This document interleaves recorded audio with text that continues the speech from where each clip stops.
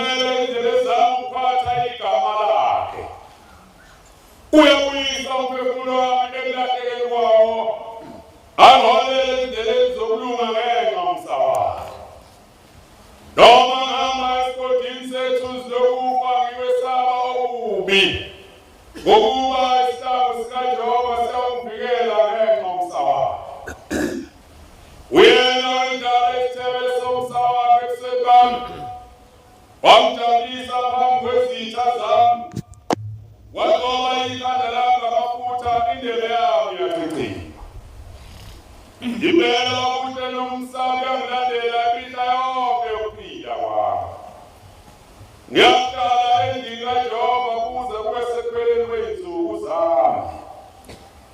Khumbula ukuthi namhla wenze isivumelwano noJehova uNkulunkulu wakho sokuthi uyahlala endlini kaJehova kuze kube sekupheleni kwezinsuku zakho.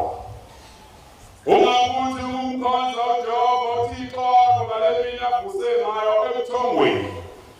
Obe ulele ungenazi lokuthi uzobuye uvuke yini. Umkhonze ngayo yonke inhliziyo yakho nangawonke umphefumulo wakho.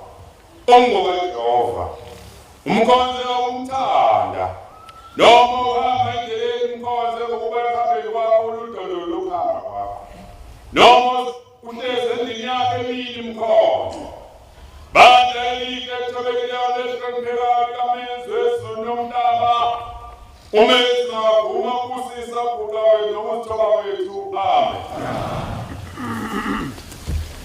Ekusaweli kukaJehova wethukeni kwethu emthethweni wakhe wasibuyisela kuye ukuba sibuyele sibe ngabantwana bakhe njengoba singabantwana bakhe kakade. Akekho omunye wabo wasidalayo, akekho nomama osesanga uJehova kuphela. Wasibuyisela kuye wethukeni kwethu emthethweni wakhe ngalamazwi esabatha. Yisabatha namhla abantu nonke nina nimesaba uJehova nina nabantwana benu. Gcinani umthetho wesabatha ngokuba kuyintokozo enkulu ukugcina isabatha. Mina ngiyancenga amaNazaretha ngegama leNkosi uJehova ningazenzi inhliziyo zenu bantwana bakasenza ngakhona.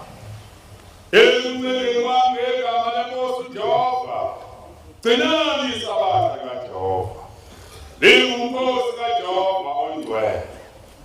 Ningabi njengokhokho benu. Okhokho bethu abazenza kakhulu izinhliziyo zabo. uJehova wazobathisa kanje. Namhla sesithwele izono zabo. Gcinani-ke isabatha likaJehova. Lalelani izwi likaJehova. Ukulalela izwi likaJehova kuhle ulalele ulenze. Ungalaleli nje ungezwi.